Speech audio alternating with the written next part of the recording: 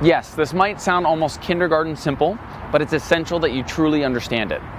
So let me ask you a question. What is the most essential tool of the photographer? Think about it for a second. Then expand this to what you consider the 3 most essential tools of the photographer. Now, most people pursuing photography usually get 2 out of 3 of these right, but not the vital one.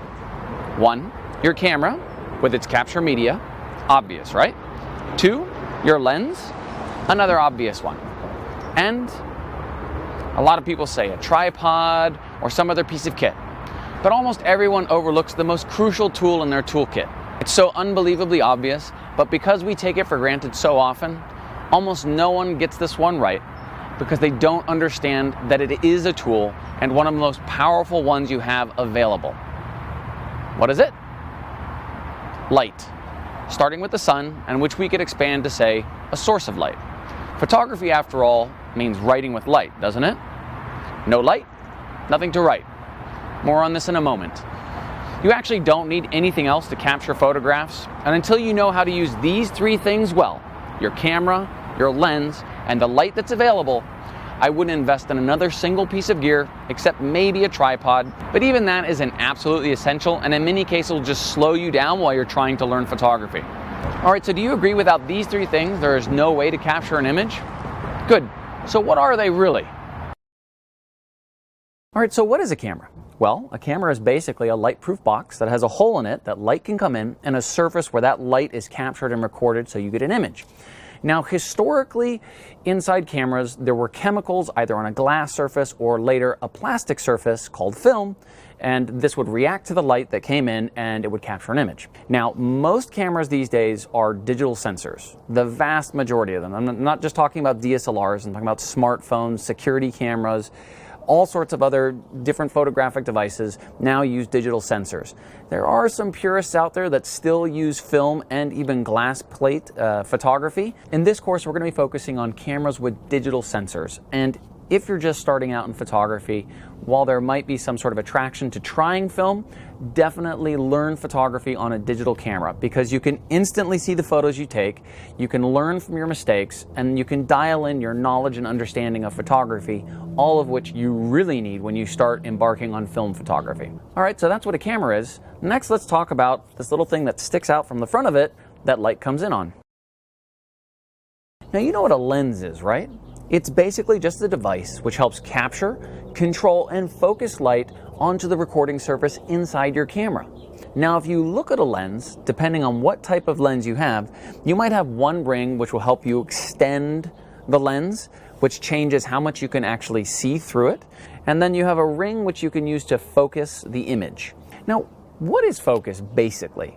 Well, if you move this ring, you can see that there's numbers here. And those numbers represent a distance in front of the camera. So this focus ring tells you, if you're at 7 in the imperial system, that your focus point is 7 feet in front of the camera. So I want you to go ahead and you can put your camera on automatic mode for now. And if you have on the side of your lens an autofocus or a manual focus setting, go ahead and put it on manual focus just for the fun of it. And then go ahead and look at your flowers and go ahead and focus on them. And then take a photo, and then focus somewhere else. Now we're focusing on the background, and you can see the flowers over in the far side of the frame are more in focus than the flowers here in the front of the frame. Now, all I really want you to see is that the light is coming through the lens and that you're using parts of it to adjust the image. Okay? So that's basically a lens. It's a device for capturing, controlling, and focusing light onto the recording sensor in your camera. Let's go on to the next subject. All right, so as I briefly mentioned earlier, I think most people take light for granted, and that just as crucial to understanding your camera and lens, you must begin to understand and appreciate light. Not in terms of physics or optics formulas, but in terms of visible qualities that you recognize and see wherever you go. Real photographers understand the nuances of light, when it looks best, where to find the best light, and most importantly, how to control it. And this sounds simple, right? But the truth is, as I said, most people take light for granted. I'm not saying you do, but just in case. When was the last time you woke up in the morning and really looked at the light that was filling your room? How about a beautiful sunset? Or when was the last time you looked at the sun kind of going through the trees and what that looked like? How it affected the color of your skin? It's vital that everywhere you go that you start looking at light and what it does, how it behaves, how it makes you feel. Without light, there is no image. That's obvious, right? The sun is the largest and most freely available source of light, but nowadays there are plenty of other sources of light around that help us capture images. Street lights, house lamps, security lights, and so on.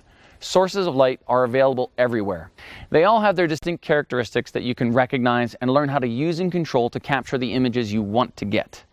I really do believe that it's critical for you to learn how to use and control natural light first, and only then, when you truly understand it and understand why you would need to add more light, then start exploring artificial lighting techniques or more complex lighting tools to do this. On this course, I won't be showing you any lighting techniques at all. We will be concentrating on the camera and lens and using whatever natural light is available. And the first part of that is just looking around at places that you can shoot to see what does the light look like. What can you get from it? All right, so let's talk a little about controlling the amount of light that gets inside the camera. Okay, so all the light that gets inside your camera is controlled by three things. One is the sensitivity of the recording surface inside the camera itself. The other one is the size of the hole in your lens that lets light through. And the third one is actually what is called a shutter. And this was a mechanical device that opened and closed to let light in for a certain amount of time. Now, on most new cameras these days, not on most, but on many new cameras these days, there's no physical shutter anymore. It's really just the electronics of the camera turning the sensor on and off, which basically has the same effect. Everything I'm going to be teaching you in this part of the course is going to be about your camera and controlling the light that comes into it through these three things: the sensitivity of the surface, the size of the hole in the lens, and the speed at which the shutter opens and closes in your camera. By learning to control these three things, it's going to give you a major advantage in learning how to capture the images that you have in your mind and be able to tell the stories that you're trying to tell with your camera. So let's get going.